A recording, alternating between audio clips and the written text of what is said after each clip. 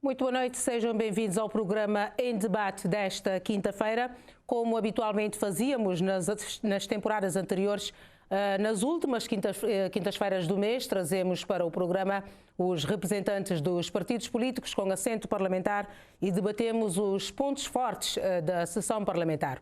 E para hoje vamos falar do tema que esteve hoje em debate com o Primeiro-Ministro, tema proposto pela bancada do PAICV, que é a situação social e económica do país neste contexto de crise e o papel do Estado na mitigação dos efeitos junto das famílias e junto das empresas. Mas começaria por apresentar os meus convidados de hoje. Começo por António Monteiro, o líder e o representante da UCIT neste debate. Muito boa noite e obrigada pela sua disponibilidade. Muito boa noite e agradeço o convite. Do outro lado tenho o Walter Évora, o representante da bancada do PAICV. Igualmente, boa noite. Boa noite e obrigada pela sua disponibilidade. Também. Do outro lado, tenho também conosco o Euclides Silva, que representa a bancada do MPD. Boa noite. E obrigada por estar aqui conosco. Eu é que agradeço o convite. O tema de hoje, como já disse, é o tema que esteve em debate com o Primeiro-Ministro hoje no Parlamento, a situação social e económica do país, neste contexto de crise e o papel do Estado para mitigar os efeitos junto das famílias e junto das empresas, mas não poderíamos começar por outro tema que não fosse o que está na boca do mundo hoje, o ataque da Rússia à Ucrânia, que certamente terá consequências também para Cabo Verde, até porque estamos num mundo global e nós, aqui em Cabo Verde, temos relações tanto com a Rússia como também com a Ucrânia. Então, começaria por perguntar a António Monteiro, a seu ver, que consequências este ataque, quer iminente e que hoje eclodiu, terá para a nossa economia e para a situação que vivemos atualmente? Que consequências para Cabo Verde? Sim. Bem, mais uma vez, boa noite. Cumprimentar os meus colegas que estão no estúdio e cumprimentar também todos os telespectadores, os que vivem em Cabo Verde e os que estão na nossa imigração. Sem sombra de dúvida que hoje de manhã acordamos com uma má notícia, porque guerra é sempre guerra e qualquer guerra para um cidadão que seja cristão, um cidadão que tenha respeito à vida humana, terá sempre preocupação em saber que haverá pessoas a morrer, haverá crianças a morrer e haverá pessoas com mais idade também a morrer por causa das armas. E eu pessoalmente que tive o privilégio de conhecer a Rússia e também a Ucrânia, pois que eu estudei na cidade de Odessa, para mim foi um choque tremendo. Esperava que houvesse a possibilidade da diplomacia resolver a questão. Infelizmente não foi possível. E a guerra que eclodiu com a invasão da Rússia à República da Ucrânia vai ter um impacto a nível global. Em todos os sentidos. E as consequências já se fazem sentir a nível do petróleo. Sem sombra de dúvida. E Cabo Verde não irá fugir aos impactos negativos desta mesma guerra. Hoje de manhã, estive no Parlamento, quando nós debatíamos, eu chamei a atenção do Governo precisamente para a questão do combustível. O barril de petróleo de manhã estava a $103 o barril. E o gás aumentou cerca de 40%. É um valor extremamente grande para países de grandes dimensões e para nós que somos uma pequena economia a escala global, iremos sentir o peso ainda muito mais, para a sua redundância, mais pesado do que qualquer outro. Mas não é só um problema de energia, é um problema também do próprio fornecimento de grãos, porque o trigo e outros grãos que vêm da Ucrânia e vêm da Rússia, com este ataque, com esta guerra, provavelmente irão também aumentar o preço mais do que aquilo que nós temos neste momento. Portanto, Cabo Verde vai sofrer com isto e só temos é que pedir a Deus para que dê a estes homens alguma clarividência e ver se ainda será tempo de se parar com esta invasão e sentarem-se à mesa e encontrarem os mecanismos políticos e diplomáticos necessários para podermos pôr cobro a essa situação que devemos dizer que é uma situação que é abominável e que deve ser reprovável a todos os níveis. Walter Évora, o Governo já condenou este ataque, que certamente terá impactos negativos para um país como o nosso, que vive dependente da situação internacional. Primeiro cumprimentar os colegas aqui do painel, o Dr. António Monteiro e o Dr. Euclides Silva e os telespectadores lá em casa.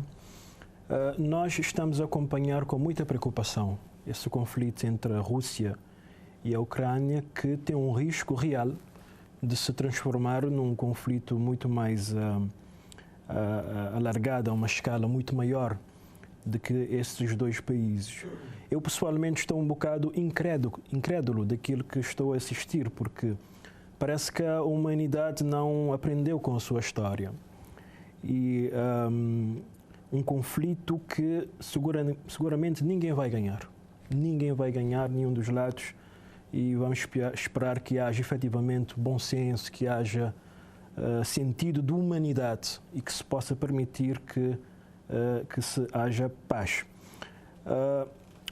Nós estamos posicionados do lado daqueles que genuinamente estão a fazer um apelo à paz, um apelo ao diálogo, um apelo à resolução pacífica das divergências que existem entre os dois países. O mundo já tem problemas que cheguem, problemas globais urgentes, a pandemia que estamos a sair, o problema da escalada de preços dos bens de primeira necessidade, o problema das migrações do sul para o norte, que tem ceifado várias vidas, o problema do aquecimento global. Portanto, a última coisa que precisávamos agora era de um conflito desse género. As consequências serão muito duras para Cabo Verde se esse conflito se transformar numa nova crise económica mundial, porque esses dois países têm papel importante na economia mundial. A Rússia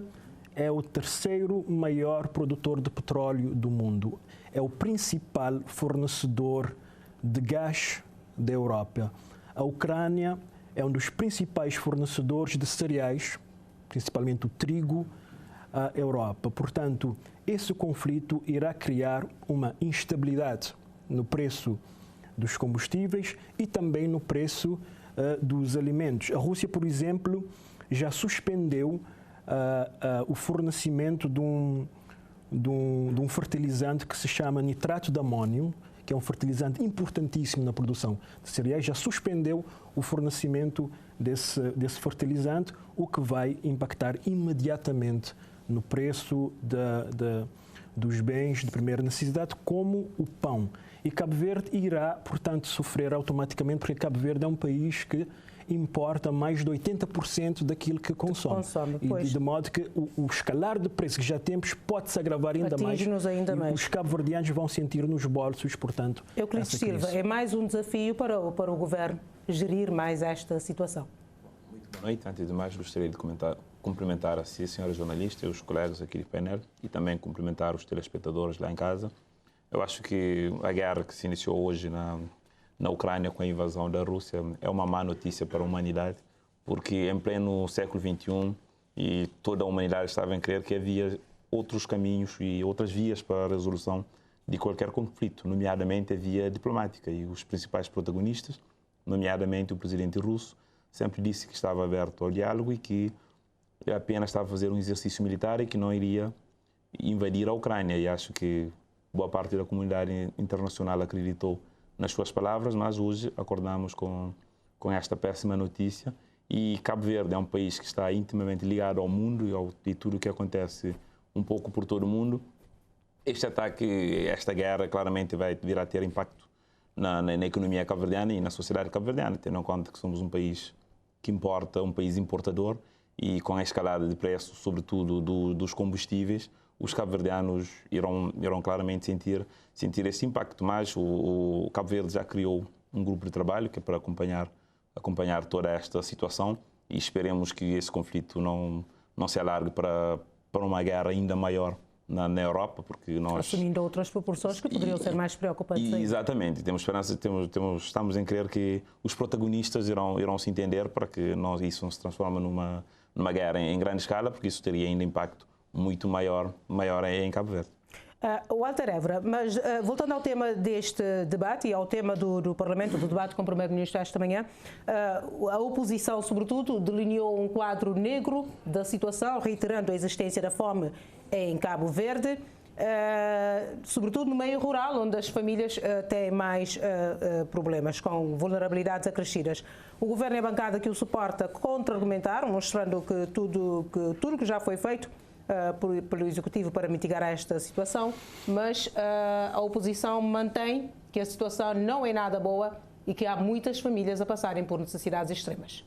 Sim, para nós a situação social e económica do país é muito difícil, é séria e exige muita responsabilidade por parte dos decisores políticos para se encarar, primeiro, de forma realista o que é que está a passar em Cabo Verde e, segundo, para tomar as medidas necessárias para apoiar as famílias cabo-verdianas que neste momento estão a passar por dificuldades extremas.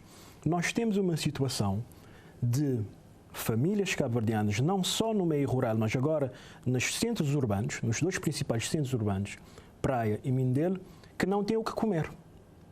Organizações não governamentais insuspeitas, como a Caritas, como a Casa da Sopa, como o Banco Alimentar, já vieram publicamente dizer que estão diariamente a serem procurados por várias famílias que necessitam de uma refeição quente e que essas organizações não estão a conseguir, portanto, dar resposta a esse avalanche de pedidos de famílias que passam por essa privação de alimentos. Não se trata daquelas pessoas que normalmente essas organizações ajudavam, que são pessoas que vivem na rua ou que têm esse tipo de dificuldade, mas são famílias que tinham um rendimento, que perderam o rendimento derivado dessa crise e que necessitam de apoio, necessitam de ajuda. Podemos dar volta, caracterizar daquilo que chamarmos, mas a verdade que não pode ser escamoteada é que há famílias cabo-verdianas que não têm o que comer. Essa que é a verdade. O governo é a entidade que tem no seu dispor recursos que pode responder a essa situação imediata. Uma forma de minimizar imediatamente a situação dessas famílias, principalmente nos centros urbanos, seria fortalecer essas instituições que estão a lidar diariamente com essas famílias e apoiá-las em termos de recursos humanos e recursos financeiros. Depois fazer um levantamento exaustivo do número de famílias, do número de cabo-verdianos que estão nessa situação precária e definir, portanto, um plano de apoio para lhes tirar dessa situação que se encontram. Essa crise impactou fortemente Cabo Verde. Teve como consequência o desemprego, teve consequência a perda de rendimentos para várias famílias. Mas para o agravar, o aumento generalizado dos preços e o aumento generalizado do custo de vida veio colocar as famílias cabo-verdianas ainda numa situação pior. É claro que o aumento dos preços e o aumento do custo de vida tem muito a ver com a situação internacional. Ninguém esconde isso. No entanto, foram tomadas medidas por esse governo que impactaram no aumento dos preços. Por exemplo, o governo tomou a decisão, no quadro do Orçamento do Estado para o ano 2022, de aumentar os direitos de importação de mais de 2.000 produtos, onde estão incluídos matérias-primas. O governo tomou uma decisão também, que é uma decisão que nós entendemos que é completamente despropositada nesse momento que nós estamos a passar, que é a decisão de não nivelar, não subsidiar o preço do trigo e dos cereais da primeira necessidade. Portanto, que nesse momento que estamos a passar, entendemos que é uma decisão despropositada do governo. Nós não traçamos um quadro negro, traçamos um quadro real e a sua resolução implica, portanto, ter plena consciência dessa situação em Cabo Verde e tomar medidas consequentes. Euclides, o governo reconhece que a situação não é boa, mas enumera as medidas que tem tomado até agora. Acha que essas medidas, neste cenário que o Walter aqui está a traçar, não têm tido eficácia suficiente?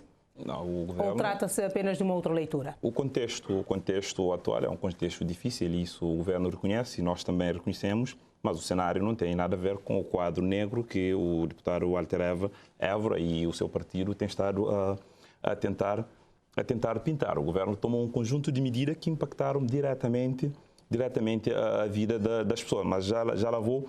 Quando o deputado Walter Évora fala na subsidiação dos preços dos cereais, é uma medida que não existia, foi tomada pelo governo no quadro das medidas para mitigar os impactos da Covid-19, e o governo falou com os operadores econômicos que essa medida era transitória, a subsidiação é transitória. Agora, estranho é que Cabo Verde aderiu à Organização Mundial do Comércio, que liberaliza os preços, e o preço do pão, por exemplo, deixou de ser regulado desde 2006, a altura em que o partido do Walter Évora estava no poder, e sendo o mercado, os preços estão liberalizados, e o aumento também tem que ser passado para os consumidores e para a economia, porque se a subsidiação permanecer eterno, daqui a pouco as pessoas também vão pedir subsidiação de outros produtos, e cada vez mais subsidiações. Mas este seria o melhor momento para produtos, rompermos com a subsidiação? Era uma medida provisória. Assim que o cenário, assim que a retoma começar, essa medida, e juntamente com outras medidas, foram suspensas. Agora, das medidas que o governo tomou para minimizar o impacto da Covid-19, nomeadamente, o governo criou linhas de créditos para apoiar as empresas, que foram aprovados cerca de 646 mil créditos, que salvaguardaram mais de 13.300 postos de trabalho, para prevenir que muitos trabalhadores fossem para o desemprego no quadro de layoff que durou durante quase todo o período pandémico que estamos a viver. Evitou que mais de 18 mil trabalhadores fossem para o desemprego. O governo criou instrumentos para apoiar as empresas para salvarem postos de trabalho, nomeadamente linhas de créditos com juros baixíssimos, nomeadamente juros de cerca de 3,5%. A moratória permitiu com que muitas empresas continuassem a funcionar, permitiu também que não houvesse aumento massivo de desemprego. Vejam que estava previsto a perda de cerca de que o desemprego atingisse 20% no ano 2021 e ficamos por 14%. O subsídio de desemprego que foram atribuídos aos vários jovens, mas também o aumento do rendimento social de inclusão, que abrangeu também várias famílias. Durante o período mais crítico da pandemia, que estivemos em confinamento, o governo criou o rendimento social solidário, foram distribuídos muitas cestas básicas para que o impacto da Covid não fosse ainda maior nas famílias. Mas também quando o deputado Walter Évora vem aqui dizer que há muitas famílias a passarem fome, eu acho que há muito populismo da parte do PSV. Por exemplo, a Casa da Sopa aqui na cidade da Praia existe há vários anos, e a Casa da Sopa foi criada justamente para acolher as pessoas que, por uma razão ou outra, pudessem estar em situação de privação. E a Casa da Sopa vai continuar a existir. Agora, vir dizer que há famílias a passar por privação, isso sempre existiu. António Monteiro, sempre houve pessoas... Só para concluir, esse é um cenário que não é novo em Cabo Verde, não é exclusivo de Cabo Verde. E não é por existir essa situação pontual que temos que pintar Cabo Verde de negro, como o PSV está a tentar fazer e como o deputado Walter Évora está a fazer. Porque nós sabemos que cabo-verdiano, nós somos um povo lutador e orgulhoso. Quando vemos deputados a irem a tentar filmar as pessoas que estão na fila, nas casas da sopa, para exporem numa tentativa de tirar dividendos políticos. Nós achamos que isso não é o caminho. António Monteiro, como é que avalia a eficácia das medidas que o Euclides acabou de citar, adotadas pelo Governo, perante a situação que ainda temos? São medidas adotadas no âmbito da pandemia de Covid-19, entretanto temos ainda situações de pobreza e pessoas a passarem por dificuldades extremas. Bem, o que nós temos que dizer aqui é que o país, a nível socioeconómico, tem muitos problemas neste momento. Problemas que advêm por causa da pandemia de Covid-19, problemas que advêm por causa da seca que nós temos há vários e vários anos, e também problemas que advêm por causa da própria gestão do país. E quando juntamos todos estes problemas que advêm de cada uma destas situações, temos, sem sombra de dúvida, grande dificuldade em muitas famílias e temos grandes dificuldades também em muitas outras empresas. É claro que nós entendemos que o governo de Cabo Verde, o governo do MPD, o governo do Dr. Ulisses Correia Silva, tentam fazer o seu máximo, como qualquer um outro governo faria. Porque nós costumamos dizer no Parlamento que os governos são eleitos para resolverem os problemas da população, resolverem os problemas das empresas e, numa forma muito genérica, resolverem os problemas que o nosso país enfrenta. E o governo tomou várias medidas que nós devemos reconhecer que foram medidas tomadas no sentido de mitigar o impacto negativo da Covid-19. Infelizmente, nos casos conseguiu resultados que nós consideramos que devem ser resultados que devem ser levados em linhas de contas, mas em outros casos estes mesmos resultados não foram do todo bons resultados. Porque nós temos que ver que um dos objetivos fundamentais que qualquer governo tem que ter é garantir que a sua população tenha, pelo menos, a capacidade de pôr em cima da mesa para si e para os seus a comida necessária para garantir, em primeiro lugar, a própria saúde. E eu hoje de manhã dizia ao Sr. Primeiro-Ministro no debate que o Governo esteve muito bem no combate à pandemia de Covid-19, porque investiu realmente milhões e milhões de contos para garantir a saúde dos nossos cidadãos.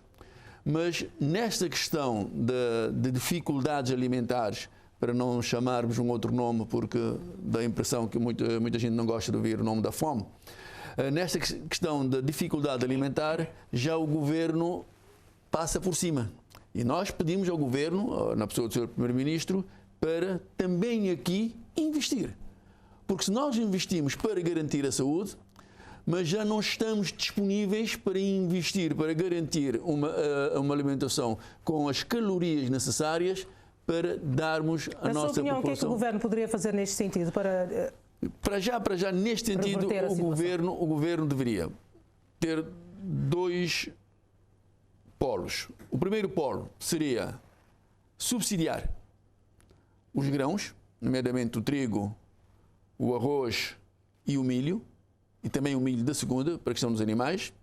Mas como o Governo diz que não subsidia, porque subsidiando vai ter problemas que não é só um problema do pão, mas é o pão, o bolo e outras coisas, pronto, este polo vamos colocar de lado. Então o Governo tem que apostar no aumento do rendimento das famílias. E aqui pensamos que poderia ser o melhor caminho. Não só pensar na questão dos salários mínimos, que com este aumento galopante de todos os produtos, 13 mil escudos, 15 mil escudos, não dá absolutamente para nada, mas acima de tudo garantir àqueles que não têm trabalho, e que é muita gente que não trabalha, também a possibilidade de ter o rendimento para poder fazer a aquisição dos bens necessários à sua própria alimentação. Portanto, temos estes dois polos. Se descartarmos o primeiro polo, que é a subsidiação, teremos o polo necessário que o Governo terá que apostar, que é ver a questão dos salários e garantir rendimento a estas famílias. Eu queria como ultrapassar esta situação aumentando os salários na atual conjuntura que estamos, por exemplo? Sabemos que os problemas são vários, mas também as receitas... Não, nós temos que ser realistas. O país não pode dar mais do que aquilo que tem. Neste contexto de crise, neste contexto de privação, não é realista para uma pessoa que vive no planeta Terra estar aqui a exigir aumentos salariais, porque não há muita margem. Mas o Governo tomou um conjunto de medidas fiscais que impactaram diretamente o rendimento das famílias. Quando falamos da redução, por exemplo, do IVA, na eletricidade de 15% para 8%. Quando estamos a falar aqui que as pessoas de beneficiários tarifa social de eletricidade, os beneficiários de tarifa social de eletricidade beneficiaram de um desconto de 50% no valor das faturas. Isso também mexe diretamente com o rendimento das famílias. Quando estamos a falar da isenção de propinas no ensino secundário, também mexe diretamente com o rendimento das famílias. Mas também quando estamos a falar da isenção de taxa moderadora para as pessoas do cadastro social nível 1 e 2. Isso também mexe diretamente com o rendimento das famílias menos possuidentes, mas também quando há aumento do número de beneficiários da pensão social. Mas ainda no quadro de medidas fiscais, há um conjunto de medidas que o Governo tomou e que está previstos no Orçamento de Estado que aprovamos e ninguém votou contra no Parlamento, nomeadamente incentivos a startups, a massificação dos programas de estágios profissionais e de formação profissional para permitir também que os jovens possam estar preparados nesta retoma para ingressar no mercado de trabalho. Tudo isso também irá mexer com o rendimento das famílias. A situação a nível mundial não é fácil, mas temos um governo que tem estado a trabalhar incansavelmente para acudirem às pessoas. Por exemplo, no quadro do programa de mitigação à seca e mau ano agrícola, está previsto cerca de 170 mil contos para esse programa no mundo rural. Por exemplo, em 2014, quando tivemos uma seca em Cabo Verde, que não se compara com a seca atual, o governo então tinha um valor muito menos, cerca de 130 mil contos mais ou menos, e que a execução ficou muito aquém. E hoje o governo tem este montante de cerca de 170 mil contos para acudirem as famílias do mundo rural. Vales cheques já começaram a serem distribuídos e tudo isso também para proteger o rendimento das famílias que estão ligadas ao setor da criação. Com 4 anos consecutivos de seca, este montante que o Euclides anuncia aqui será suficiente ou alto? Claramente que este montante não é suficiente e não são 170 mil contos. No Parlamento foi anunciado um valor muito inferior a esse. E mesmo nesse valor, 145 mil contos é financiado, 145 mil com o Fundo Nacional de Emergência, e os outros 25 mil contos estão no Orçamento de Estado que nós aprovamos. 145 mil contos é o valor que foi, portanto, avançado no Parlamento para fazer face a essa situação de calamidade que foi decretada pelo próprio Governo. Portanto, em 22 municípios. Se fizer uma divisão desse valor para 22 municípios, verá o que é que irá caber a cada um destes municípios, portanto, para fazer face a essa situação de seca que já vem prolongado há vários anos. Haverá algum critério na distribuição deste montante? Os municípios não vão receber o mesmo montante?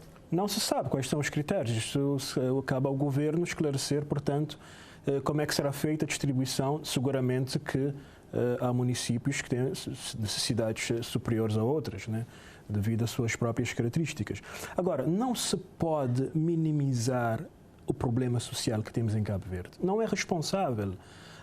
Nós não estamos a dizer que a crise é culpa do governo. Nós não estamos a dizer que o escalar de preços nos mercados internacionais é culpa do governo. Estamos a dizer que algumas medidas não foram acertadas e impactaram negativamente no aumento dos preços. Nós o que estamos a dizer é que o governo, independentemente das responsabilidades, é quem tem a competência, os meios, os recursos para fazer face a essa situação. Veja, e era uma situação previsível. Num país onde nós temos 186 mil pobres e dos 186 mil, 115 estão no problema extremo. Era de se prever.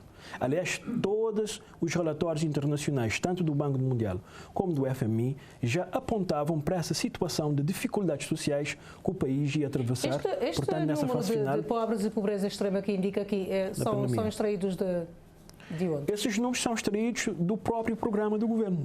Quando o governo fez o programa, portanto, já avançou... O cadastro social único está atualizado para dar conta destes números? Portanto, com esses números de 186 mil pessoas que estão na pobreza em Cabo Verde, e reiterou, portanto, num dos seus PETs que apresentou recentemente. Os dados que nós temos são dados de 2019, infelizmente não temos dados recentes, mas se fizermos, portanto, uma projeção do número avançado no PET e uma projeção da população, iremos ter uma incidência da pobreza em cerca de 38%. E com esta pandemia deve ter aumentado. Em cerca de 38% em Cabo Verde. Portanto, essa que é a realidade.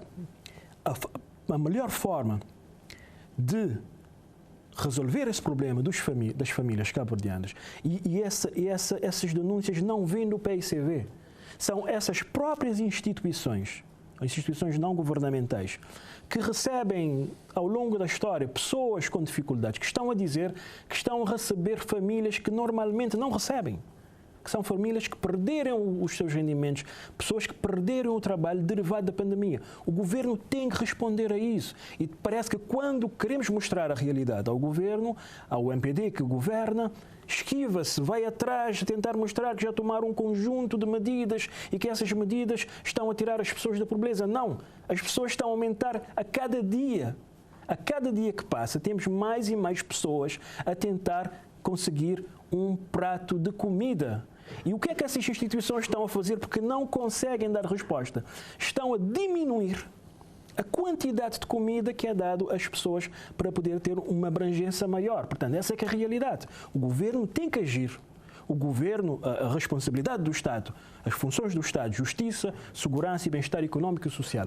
O Estado tem responsabilidade de tirar as pessoas, tirar os seus cidadãos dessa situação precária que temos em Cabo Verde. Agora, António Monteiro, a crise pandémica não era previsível, não era expectável que o país se preparasse para ela, mas em relação ao estado de anos consecutivos de seca e crise agrícola, por exemplo, já não era a altura do país ter alguma resiliência nesta matéria?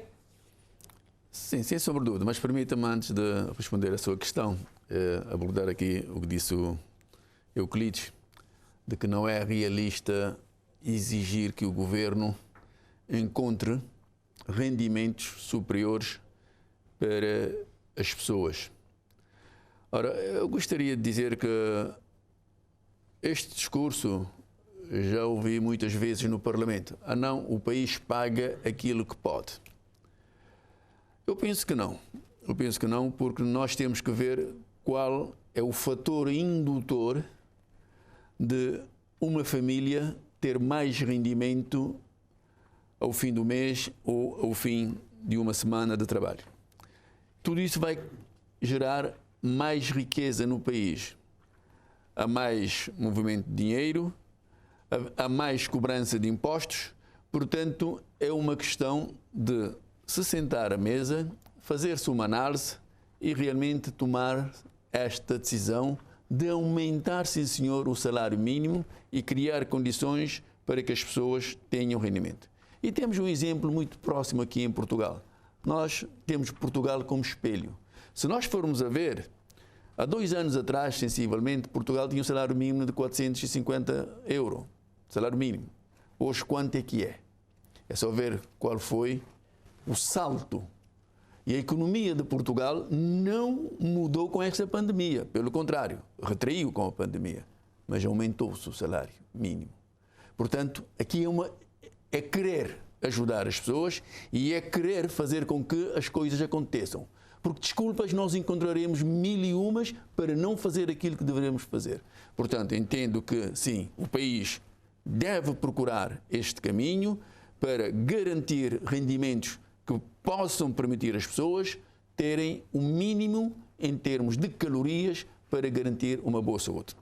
Relativamente à questão da pandemia, não era previsível, não era expectável. Aconteceu, Deus mandou a sua pandemia e nós, os humanos, sofremos na pele esta dor da pandemia. Mas é uma outra situação, que disse bem, que é a questão da seca. E nós vivemos num local, numas ilhas, que estão situados a cerca de 500 quilómetros do Senegal, em que a chuva é uma raridade. A chuva é uma raridade. E nós não tivemos, nestes 47 anos de independência que iremos fazer no dia 5 de julho, governos que pensassem para debelarmos essa situação. Se por um lado eu posso aceitar que há 15 anos atrás não havia tecnologia, 15, 20 anos atrás, não havia tecnologia suficientemente demonstrada para, através de energias renováveis, através da dessalinização da água do mar, ou da água residual, ou da água dos furos artesianos, para garantirmos água em quantidade e em qualidade para os nossos agricultores e para os nossos criadores de gado, hoje não. Hoje a tecnologia está tão avançada E o custo de água é tão barata que eu, pessoalmente, talvez por defeito de profissão, por ser engenheiro, com conhecimento da matéria, não entendo como é que os sucessivos governos não fizeram uma aposta na questão da descentralização. Eu estou no Parlamento há cerca de 16 anos e sempre bati nesta tecla, mas ninguém pega nessa. A Ilha do Maio, por exemplo, o potencial da Ilha do Maio, que não exige muito, eu pergunto, por que é que não se instala um descentralizador de água no Maio para que o Maio alimente todo Cabo Verde? Por que é que não se faz isso? Medo do quê e de quem? A questão da forragem hidropónica, que eu já cansei no Parlamento de dizer ao governo, façam um teste pelo menos. Mas ninguém faz, Nazaré. Ninguém. Pergunta-se, qual a razão? Que obstáculos nós temos para que não se dê aos agricultores e aos criadores de gado as ferramentas necessárias para produzirem mais, para gerarem riqueza para si, para a família e para o país e ter-lhes numa dependência permanente das chuvas e da boa vontade deste ou daquele governo. Achamos que aqui os governos falharam, mas ainda há possibilidades. Nós poderemos, sem sombra de dúvida, pegar destas tecnologias e fazer com que o país saia dessa dependência que estarmos todos os anos com os olhos para o céu a ver se Deus nos acude em termos de uma gota de água. Terá respostas a estas questões? Primeiro, para apontar os dados da pobreza que o colega deputado aqui apresentou, estão desfasados. Os dados do INE dizem-nos que em 2015 tínhamos em Cabo Verde 80 mil pobres, 180 mil pobres. Em 2021, com a pandemia, com 3 anos de seca, temos 170 mil pobres. Em 2019, baixamos a taxa da pobreza para 35%. Com a pandemia, a situação agravou, estamos em 31%, mas mesmo assim ainda é menor do que em 2015, que vivíamos na normalidade. Esses dados são dados do INE, estão no programa do governo, são esses os dados corretos. Não podemos estar aqui a tentar maquiar dados para alimentar uma narrativa criada pelo PSDB. Depois dizem que são as pessoas que dizem que estão a passar fome, estão a passar por necessidade. Voltando ao assunto de mobilização de água, terá alguma resposta às perguntas que o António Monteiro fez aqui? Não, claramente, o governo tem respostas para isso. O governo já conseguiu, junto da Hungria, um crédito com taxa de juros zero de 35 milhões de euros. O primeiro-ministro anunciou... O que está a empurrar a implementação deste projeto? O primeiro-ministro anunciou hoje no Parlamento que estão a ser ultimados todos os processos para serem lançados brevemente o concurso. Esses processos levam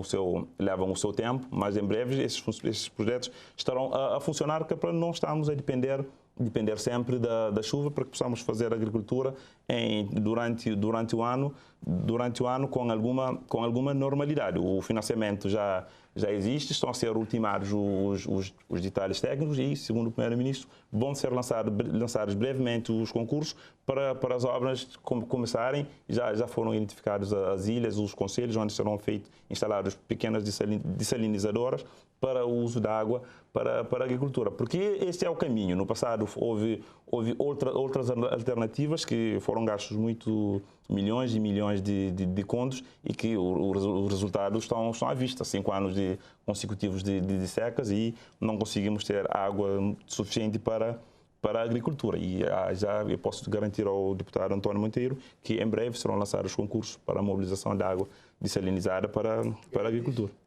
Ok. Walter Évora, uma das questões que o PAICV tem insistido no Parlamento é na necessidade de o Governo fazer cortes supérfluos, porque estamos em contexto de crise, há gastos que parecem ser supérfluos, para centrarmos em focarmos mais nas prioridades e no que é essencial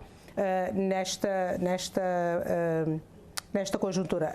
O PAICV fala em governo gordo, que deveria cortar nos gastos, para dar sinais de que também está interessado na resolução dos problemas, já que o governo diz que não tem que aumentar os impostos para poder arrecadar receitas. Para além de cortes na estrutura governamental, poderá haver eventualmente outros setores que podem ser cortados também? Sim. A Presidência da República, no seu, por exemplo, há dia que fez o orçamento atual, sofreu um corte de mais de 90 mil contos e que está a adaptar-se à situação. O Parlamento, porventura, poderá ter algum aspecto que poderá ser cortado também? Sim, este é um problema que nós temos em Cabo Verde, que é o excessivo peso da máquina pública. O excessivo peso do Estado é um Estado que acaba por consumir uma grande parte dos recursos do país, recursos que podiam ser direcionados para a economia, para o setor privado, para as questões sociais.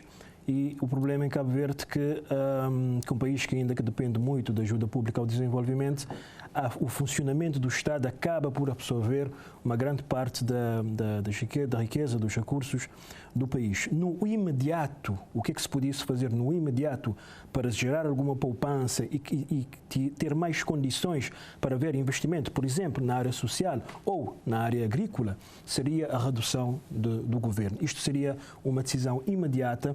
Aliás, quando o primeiro-ministro assumiu o compromisso de formar o primeiro governo, ele tinha essa ideia de que iria formar um governo enxuto, de apenas 12 membros, iria fazer uma poupança de 200 mil contos.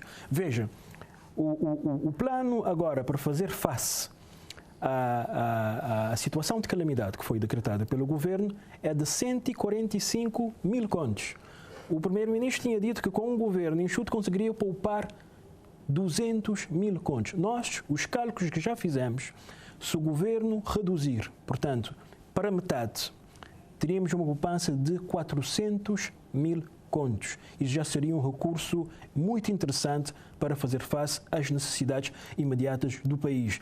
É claro que nós temos para avançar para a reforma do Estado. E a reforma do Estado leva a um grande entendimento entre as forças políticas. O PICV apresentou várias ideias, inclusive a redução do número dos deputados na Assembleia Nacional, mas também a própria regionalização deve ser vista numa perspectiva de se reduzir o peso do Estado e transferir as decisões para as regiões, para as ilhas. Portanto, é possível fazer uma engenharia no país de modo que o Estado seja um Estado mais pequeno, um Estado menos gastador, mais eficiente e que haja a libertação de recursos para a economia do país, para o setor privado e para as questões sociais. Quando o Movimento para a Democracia assumiu o governo em 2016, identificaram no programa do governo que as gorduras do Estado estão avaliados em 2 milhões de contos e assumiram o compromisso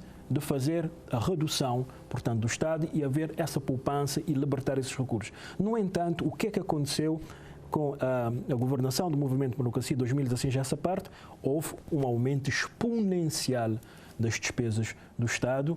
Aliás, nos primeiros anos da governação, nos primeiros 5 anos da governação do MPD, as despesas de funcionamento do Estado passaram de 40 milhões de contos para 50 milhões de contos. Estamos a falar de um valor muito elevado, portanto, que acaba por engordar o Estado, acaba por tornar o Estado pesado e deixa pouco espaço, pouca folga para, portanto, outros setores do setor privado. As instituições internacionais identificam isso como sendo um dos problemas do país. O excessivo peso do Estado, do governo na economia. Portanto, o PICV tem insistido que nós temos que sentar à mesa, temos que chegar nos consensos necessários entre as forças políticas, fazer a reforma do Estado, mas imediatamente o que se poderia fazer é a redução do número do governo, que é um governo gordo e gastador. Euclides. Sobre este ponto, eu acho que o deputado Walter Évora tem que nos ajudar aqui a entender umas contas. Ele disse que um governo com 12 membros custaria 200 mil contos, certo? Pouparia. O governo atual, se reduzisse para metade, pouparia 400 mil contos. Isso é uma falsidade que o PSDB anda a repetir e a tentar vender isso, e o PSDB sabe que não corresponde à verdade. O primeiro-ministro já disse no Parlamento por 2 vezes que o custo total com os membros do governo e o seu staff ronda os 110 mil contos. Muito longe dos valores que o PSDB anda a fabricar para ludibriar os menos atentos. Agora, o estranho é que quando havia um governo com 23 elementos, 23, 24 elementos, o PSDB estava calado, estavam ali a brigar quando aqui chegaria a vez de cada um para ir para o governo. Mas essas propostas são altamente populistas. O Walter Évora tem que dizer, vamos cortar deputados para metade. Onde? Vamos eliminar deputados no Círculo da Boa Vista. Vocês têm que explicar como é que iriam redesenhar o Parlamento para que haja representatividade de todas as ilhas. Iria aceitar que a Boa Vista ficasse Você tem que ir à Constituição, a própria Constituição. Não, permita-me que já prevê. Não, por favor, eu não interrompi, eu não acho que não. O senhor também tem que ter paciência para me ouvir. O PSDB tem que explicar aos cabo-verdianos onde é que vai cortar esses deputados.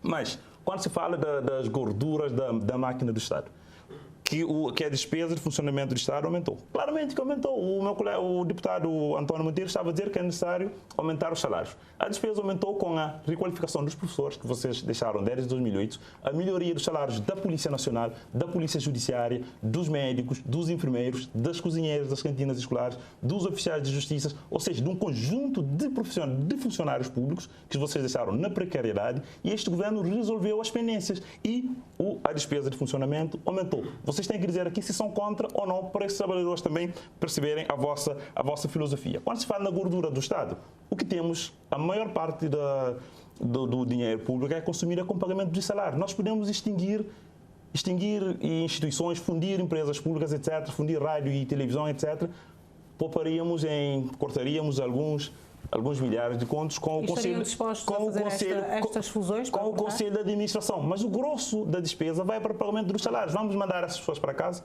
vamos despedir estes funcionários para termos uma máquina pública mais leve. Temos que analisar essa questão com responsabilidade, temos que ser sérios e não basta só ser populistas, porque isso não dá obra. A máquina do Estado é pesada, sim, porque temos os funcionários que temos, e nós não defendemos que os funcionários devam ser mandados para casa só para pouparmos, mas temos que arranjar formas de ter mais receitas, e é isso que o governo está a fazer, alargar a base tributária, ter mais receitas para continuar a investir. Discursos populistas e irresponsáveis, lançar números falsos, lançar números que não correspondem à verdade, que o governo gasta 400 mil contos, isso não corresponde minimamente à verdade. Acho que o PSDB deve mudar de caminho, porque em 2021 foram chumbados por causa desse tipo de discurso e vão voltar a ser chumbados porque, pelos vistos, não aprenderam a lição e não estão dispostos a arrepiar os caminhos, e nós estaremos aqui para combater esse tipo de inverdade. Como é que vê esta situação de gasto nos supérfluos e centrarmos no prioritário? Bem, na sua opinião, isso seria fazermos o quê? Nós temos o país que temos, né? E tendo o país que temos, aqui nós temos que responsabilizar, em primeiro lugar, o Primeiro-Ministro pelas opções de política que toma para a gestão do país. Eu, pessoalmente, enquanto cidadão e enquanto político, eu não responsabilizo nenhum Primeiro-Ministro pelo número de ministros ou secretários de Estado que o seu governo possa ter. Eu o responsabilizo, sim, pelos resultados. Aqui é que está o problema. Que resultados um governo de média dimensão, grande dimensão ou menor dimensão traz ao país e traz aos cidadãos cabo-verdianos e às empresas cabo-verdianas?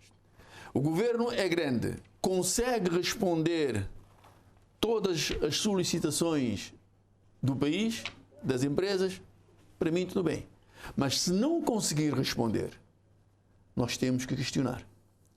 Porque gerir um país não é a mesma coisa que gerir uma pequena empresa, gerir um pequeno negócio ou gerir uma casa de família.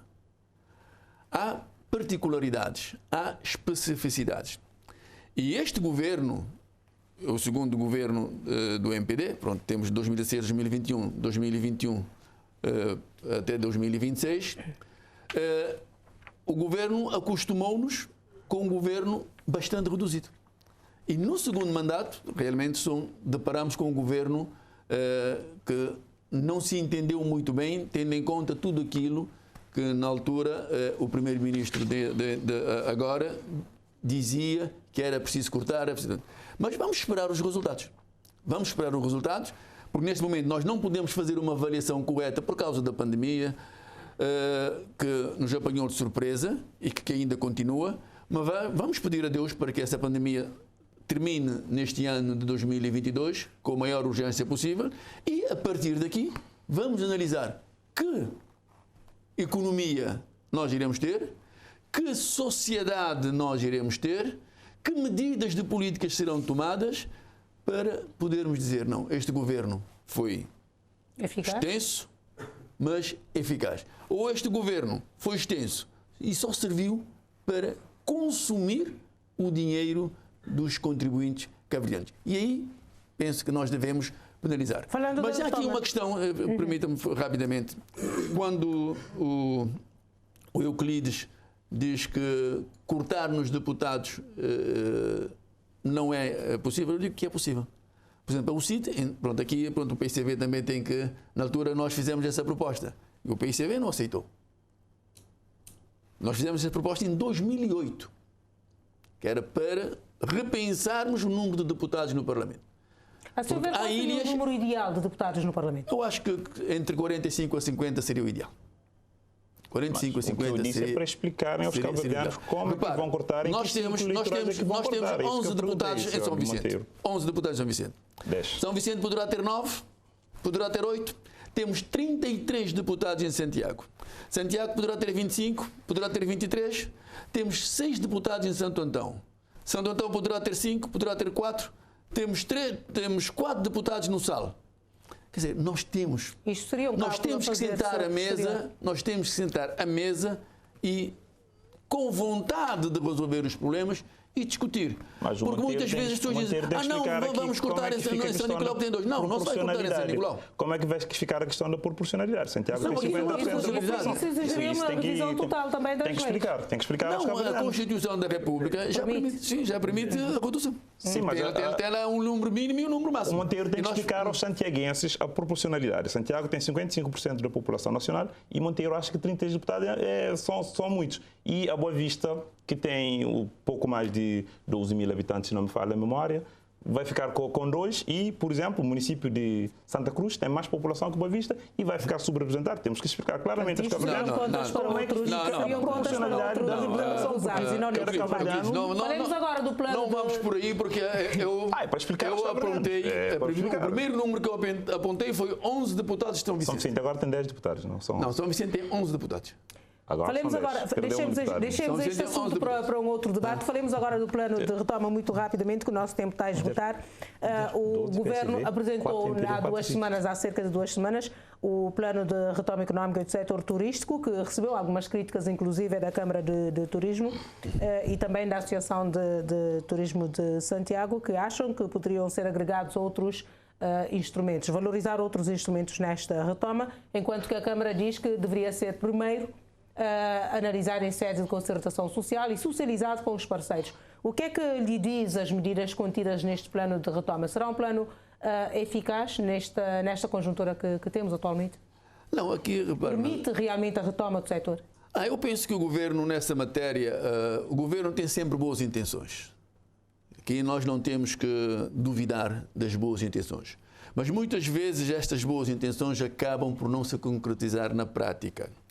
E as medidas que o Governo anunciou, nós pensamos que se tudo correr bem, se nós tivermos realmente o controle da pandemia e se nós tivermos os turistas a voltar a visitar Cabo Verde, eu penso que poderá ser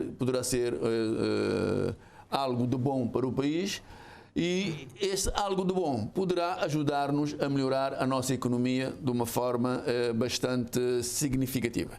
Agora, nós temos outras instituições e nós pensamos que o Governo, nestas matérias, deve procurar envolver todos os atores que fazem parte deste jogo. E neste jogo, por exemplo, os parceiros sociais são fundamentais, porque se nós os colocarmos de lado, quando as coisas correrem mal, não irão estar ali para ajudar a encontrar as soluções. Porque o Governo, independentemente da boa vontade que tem, e eu acredito que o Governo, todos os governos têm essa boa vontade, mas se nós não agarrarmos com força e com determinação a classe empresarial, os privados, para nós ouvirmos aquilo que eles nos têm a dizer, provavelmente poderemos cometer erros, e são erros que, no primeiro plano, poderão parecer coisa pequena, mas quando, na prática, poderão ser extremamente complicados em se resolver. Portanto, nós acreditamos que, eu pessoalmente, eu sou muito otimista. Eu acredito muito nas coisas e vamos acreditar que o governo tenha sucesso nessa matéria, porque tendo sucesso é um sucesso para o país, é um sucesso, acima de tudo, para os cidadãos cabo-verdianos. Walter Évora, o plano apresentado satisfaz? Não satisfaz. Claramente que, portanto, o plano apresentado pelo governo, apesar das boas intenções, naturalmente que o governo tem todo o interesse que a economia se redinamize, que o setor do turismo se retome, mas basicamente as propostas, as medidas apresentadas pelo governo se traduzem em linhas de crédito, portanto, em moratórias, em linhas de créditos com baixas taxas de juro e com períodos de carência, mas que é no momento que as empresas cabo-verdianas desse setor estão completamente afogadas em dívidas e que estão aí a braços a ver com o final dos moratórios o que fazer. Há certos problemas de tesouraria nas empresas, ainda há muita incerteza por causa de todo o contexto internacional e, portanto, nós entendemos que são medidas que ficam muito aquém daquilo que são as reais necessidades do país. Se houvesse um plano de geração de poupança no Estado, em que o governo pudesse dispor de verbas extras e que pudesse utilizar numa forma de financiamento das empresas de uma forma criteriosa, mas a fundo perdido, o que é que aconteceu em vários países, portanto,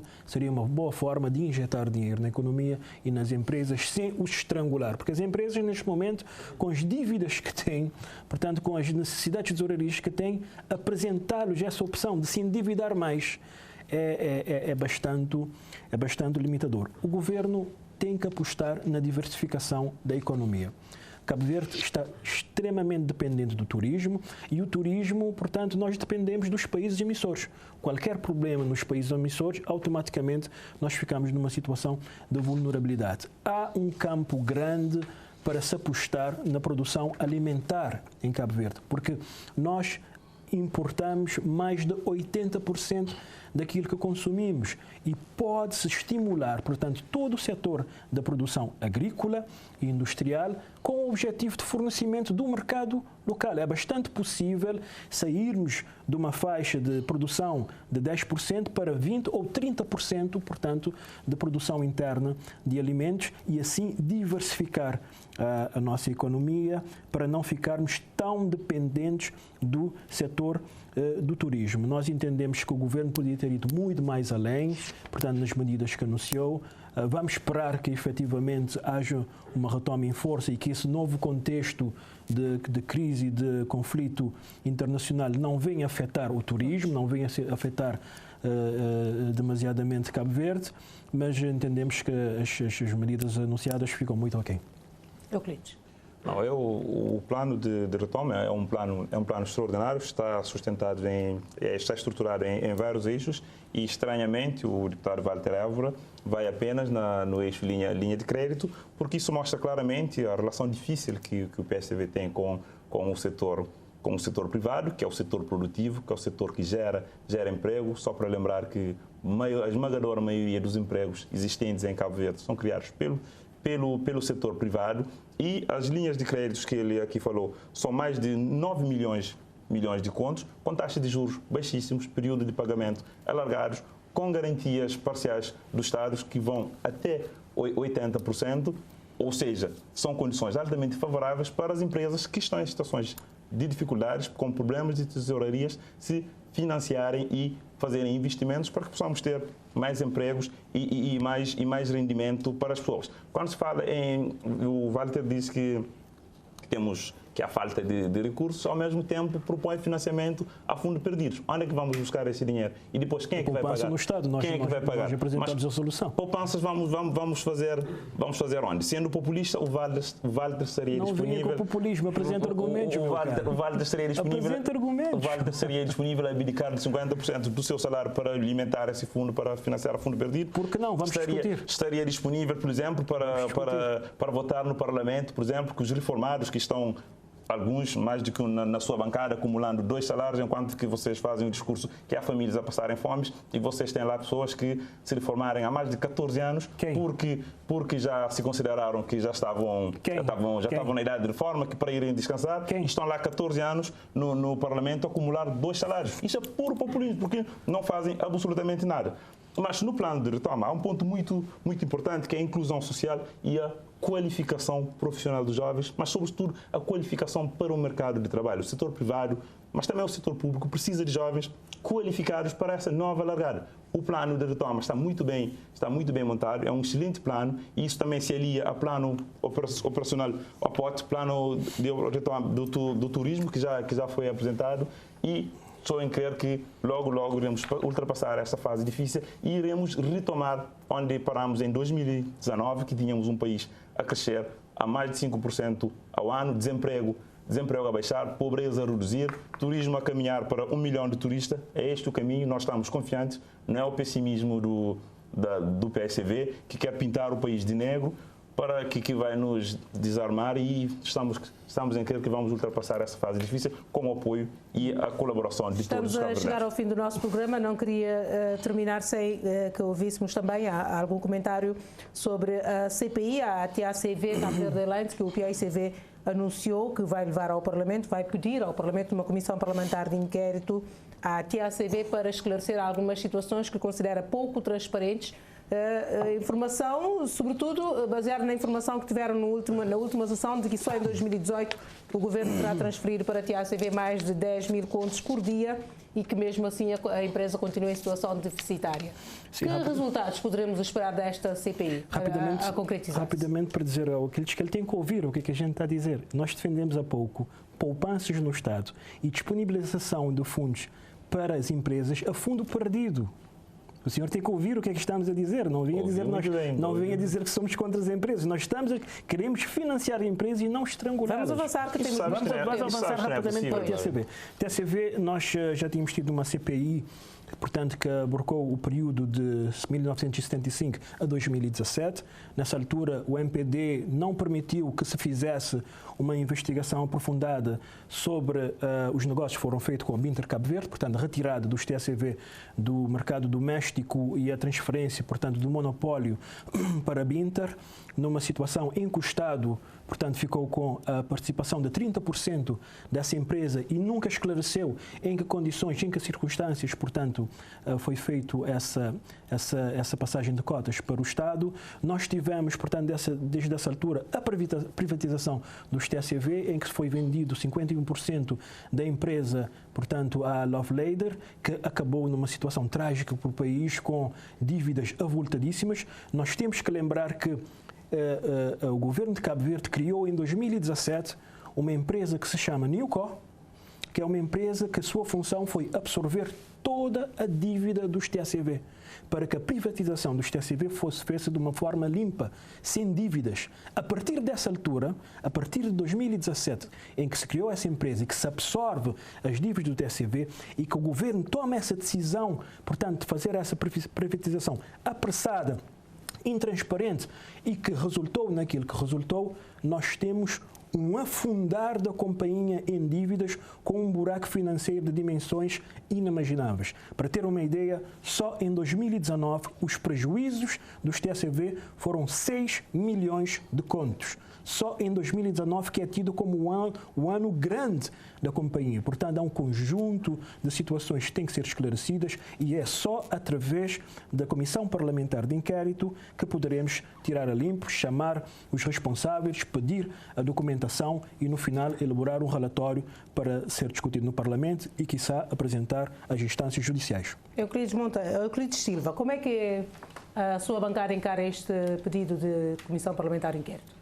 Nós encaramos esse pedido com toda a naturalidade e com toda a normalidade e estaremos na CPI para ajudar a esclarecer todas as dúvidas do PSV e dar toda a nossa colaboração. Mas estamos a ver aqui, pela intervenção do deputado Walter Évora, que o PSV já tem as conclusões antes sequer da CPI começar a trabalhar. Ou seja, o PSV lança suspeições, depois tenta ver se confirma ou não as suspensões. Eu acho que não é o caminho correto. Mas quando nós estamos a falar dos transportes aéreos, nomeadamente da Cabo Verde Airlines, que começou a ser redesenhado em 2016, nós temos que olhar para o setor no seu todo.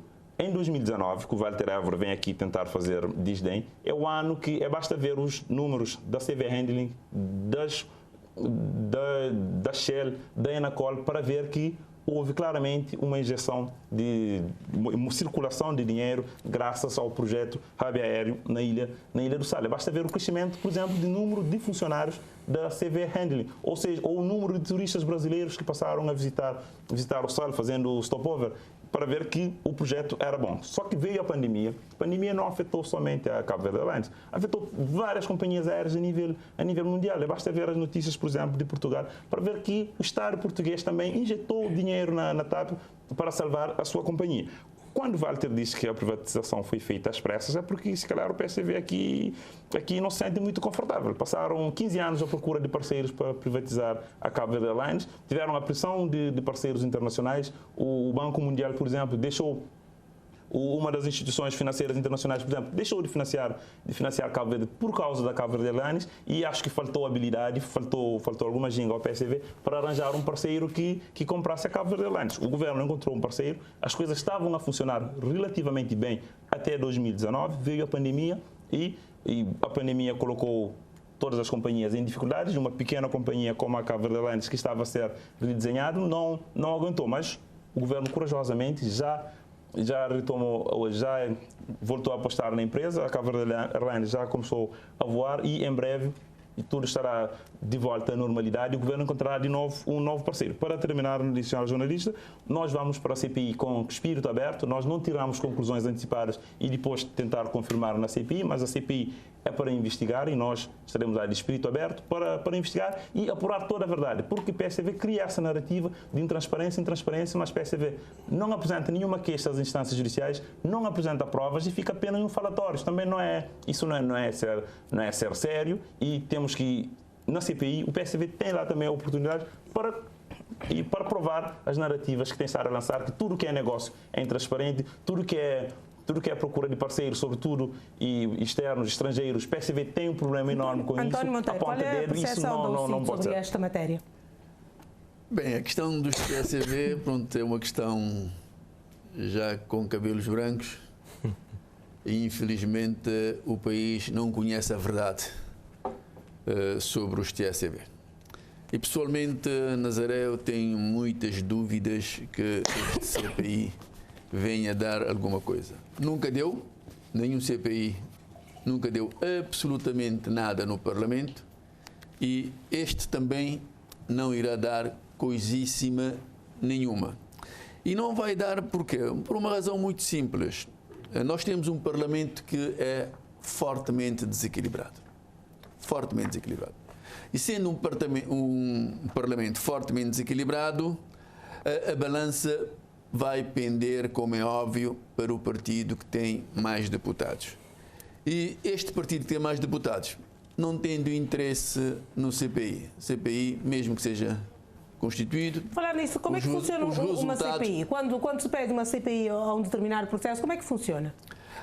Os deputados vão ter que ouvir várias pessoas envolvidas no processo, vai ter que exigir vários documentos a várias instituições, e vai-se ouvir e vai-se analisar os documentos para se chegar a uma conclusão, e depois é produzido um relatório que os deputados que fazem parte da CPI irão assinar. Se o relatório for contra o partido que tem a maioria, pura e simplesmente eles não assinam. Isso que tem nunca mais sai. Evidentemente nunca mais sai, e pronto, essa é a prática da nossa Casa Parlamentar, de maneira que aqui eu pessoalmente... eu sinto, nós não temos nenhuma esperança que o CPI venha clarificar e que se tome uma medida no Parlamento para que o povo conheça a verdade sobre os TSB. E esta verdade impõe-se, porque tem sido um grande absorvedor dos recursos públicos neste país e nunca ninguém foi responsabilizado por esta situação.